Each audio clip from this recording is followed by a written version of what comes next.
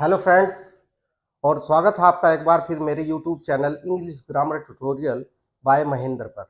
Friends, हम जो video लेकर चल रहे हैं रिसेंटली वो है एक्टिव और पैसिव वॉइस से रिलेटेड। और फ्रेंड्स, हमने पिछली वीडियोस में आपको प्रेजेंट इंडेफिनिट टेंस और पास्ट इंडेफिनिट टेंस की वीडियोस को बताया था कि किस प्रकार से हम चेंज करते हैं।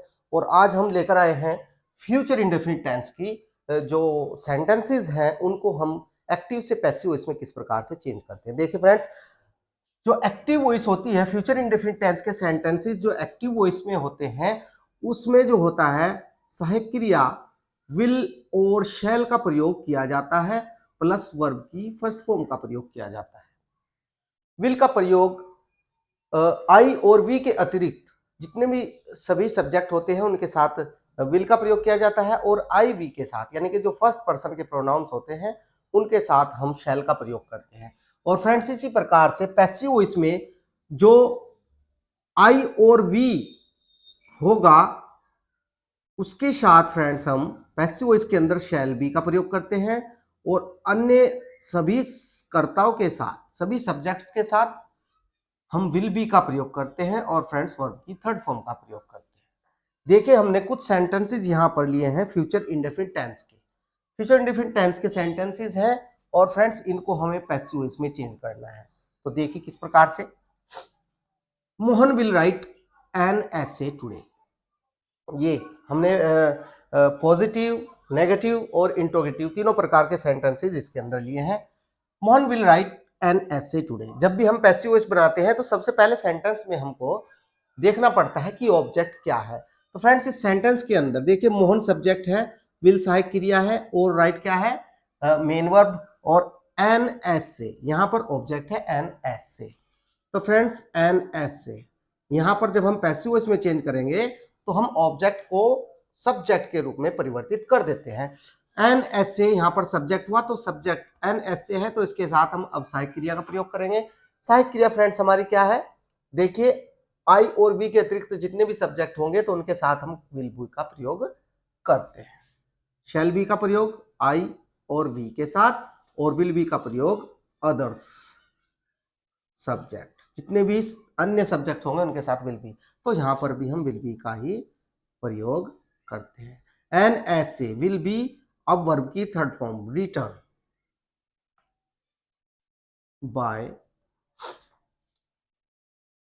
रिटर्न टुडे, टुडे का प्रयोग भी हम यहीं पर करेंगे बाय मोहन। जो सब्जेक्ट होगा एक्टिव वॉइस में वो पैसिव वॉइस में ऑब्जेक्ट का कार्य करेगा। I shall teach you tomorrow, I shall teach you tomorrow. देखिए फ्रेंड्स, यहां पर आई सब्जेक्ट हुआ क्योंकि आई क्या है, कार्य कर रहा है। इसके साथ सहायक क्रिया शैल, फिर क्रिया, उसके बाद ऑब्जेक्ट। तो यू ऑब्जेक्ट है इसके अंदर। तो फ्रेंड, जब हम पैसिव वॉइस में चेंज करते हैं तो यू को सब्जेक्ट के रूप में, यू का सब्जेक्ट भी यू ही होता है और ऑब्जेक्ट भी यू ही होता है। तो यू के साथ फिर विल बी का ही प्रयोग सहायक क्रिया का किया जाएगा, विल बी। उसके बाद वर्ब की थर्ड फॉर्म टीच। टीच की फ्रेंड थर्ड फॉर्म होती है taught. You will be taught tomorrow, you will be taught tomorrow by, by. अब यहां पर सब्जेक्ट क्या था? आई। अब हम सब्जेक्ट को ऑब्जेक्ट के रूप में लिखते हैं तो आई का ऑब्जेक्ट फ्रेंड्स होता है मी, मी। तो ये हमारा हुआ passive voice. You will not help me, ये हमारा एक नेगेटिव का सेंटेंस है, इसको हम चेंज करते हैं। देखिए यहां पर सब्जेक्ट यू है और मी क्या है? ऑब्जेक्ट है। तो अब हमको ऑब्जेक्ट को सब्जेक्ट के रूप में लिखना है तो मी का सब्जेक्ट क्या होगा फ्रेंड्स? आई। और आई के साथ हमने सहायक क्रिया बताया है shall be, I shall. Friends, negative sentence है तो नॉट का प्रयोग फ्रेंड्स शैल बी और विल बी के बीच में किया जाएगा। I shall not be. अब क्रिया की third form helped by you. Clear friends? चलिए नेक्स्ट सेंटेंस को देखते हैं। आई शैल, यहां पर भी आई सब्जेक्ट है, शैल never give, shell never give my books. देखिए फ्रेंड्स, इसके अंदर क्रिया है गिव, गिव के तुरंत बाद ऑब्जेक्ट का प्रयोग किया गया है माई बुक्स। तो माई बुक्स यहां पर ऑब्जेक्ट है तो इसको सब्जेक्ट के रूप में लिखते हैं माई बुक्स। अदर सब्जेक्ट है तो इसके साथ फिर विल का ही प्रयोग किया जाएगा, विल। और इसके अंदर नेवर लगा हुआ नॉट के स्थान पर, तो नॉट के स्थान पर नेवर का ही प्रयोग किया जाएगा, उसके बाद be, my books will never be क्रिया। गिव की third form given, to him, given to him by, अब यहां पर आई सब्जेक्ट था तो आई को हम ऑब्जेक्ट के रूप में लिखते हैं मी। Clear friends? चलिए, विल यू अकंपनी मी, यहां पर क्या है फ्रेंड, देखिए फर्स्ट टाइप इंट्रोगेटिव का सेंटेंस, और जब फर्स्ट टाइप इंट्रोगेटिव के सेंटेंस को हम पैसिव वॉइस में चेंज करते हैं तो उसको उसी स्ट्रक्चर में रखना पड़ता है जिस स्ट्रक्चर में है। तो सबसे पहले हम सहायक क्रिया का ही प्रयोग यहां पर करेंगे। अब फ्रेंड सहायक क्रिया यहां पर क्या लगेगी, वो हमें जो नया सब्जेक्ट यूज करना है पैसिव वॉइस के अंदर उसके अकॉर्डिंग, उसको देख करके हमें पता लगेगा कि हमें क्या सहायक क्रिया प्रयोग करनी है। अब देखिए फ्रेंड्स, इसके अंदर यू सब्जेक्ट है और मी ऑब्जेक्ट है, तो मी को ही हमें सब्जेक्ट के रूप में लिखना है। तो फ्रेंड्स मी का सब्जेक्ट क्या होता है, आई, तो आई के साथ फ्रेंड्स लगता है शैल, शैल आई। अब यहां पर बी का प्रयोग किया जाएगा। क्लियर?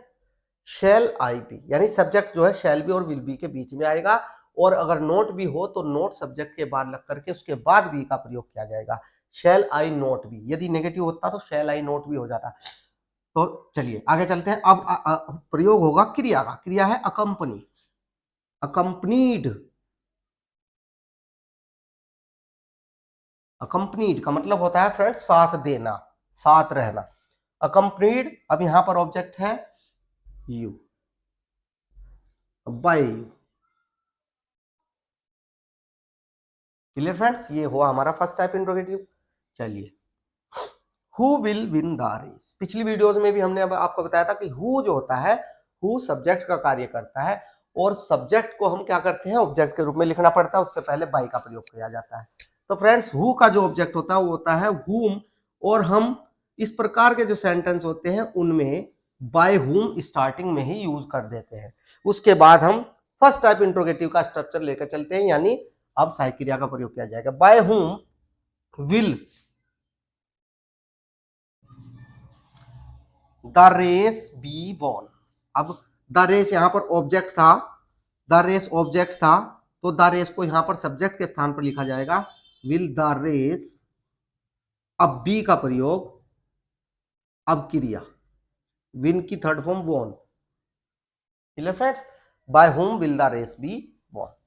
चलिए, people will soon forget it, यहां पर पीपल क्रिया है, सॉरी क्रिया नहीं, सब्जेक्ट है पीपल, और विल सहायक क्रिया, सून एडवर्ब, फॉरगेट क्रिया है, और इट यहां पर ऑब्जेक्ट है। तो इट को हम सब्जेक्ट के रूप में लिखते हैं, इट का सब्जेक्ट इट ही होता है। इट विल सून, अब ये एडवर्ब जो है ये विल के बाद यहां पर प्रयोग किया जाएगा, will soon be, it will soon be forgotten.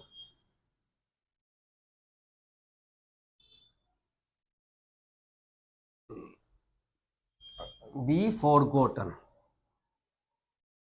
अब फ्रेंड्स देखिए,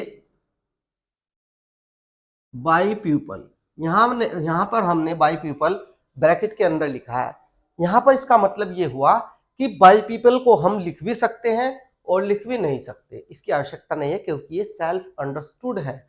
जब सेल्फ अंडरस्टूड कोई सेंटेंस होता है तो उसमें ऑब्जेक्ट लिखने की कोई आवश्यकता नहीं होती है, ध्यान दीजिएगा।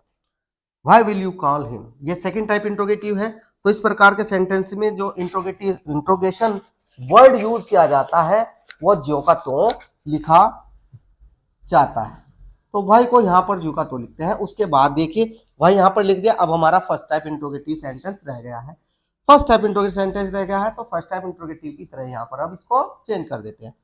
विल, अब देखिए ऑब्जेक्ट क्या आता है, हिम, तो यहां पर सब्जेक्ट हो जाएगा ही। अब ही सब्जेक्ट हो जाएगा तो उसके साथ सहायक क्रिया लगेगी विल, वाई विल ही। अब बी का प्रयोग किया जाएगा, बी क्रिया कॉल, कॉल की थर्ड फॉर्म कॉल्ड बाय। अब यहां पर सब्जेक्ट था यू, अब यू को ऑब्जेक्ट के रूप में लिखते हैं you, why will he be called you. Friends देखिए, ये था हमारा फ्यूचर इंडेफिनिट टेंस से संबंधित सेंटेंसेस के एक्टिव से पैसिव वॉइस में परिवर्तन करना। तो फ्रेंड्स मैं आशा करता हूँ कि आपको समझ आए होंगे। इसी प्रकार से हम जितने भी टेंसेस की एक्टिव से पैसिव वॉइस बनती है उनको हम एक-एक करके आपको समझाते रहेंगे। हमारा जो प्रेजेंट इंडेफिनिट टेंस था अब तक 3 प्रकार के जो टेंसेस थे उनकी हमने पैसिव वॉइस आपको बताई है। आगे आने वाली वीडियोज़ में हम आपको एक-एक करके सभी बता देंगे। तो फ्रेंड्स यदि वीडियो अच्छी लगी है तो आप लाइक ज़रूर करें और शेयर कमेंट करें फ्रेंड्स, और चैनल से जुड़े रहें। चैनल को ज़्यादा से ज़्यादा सब्सक्राइब करें। धन्यवाद। Thank you.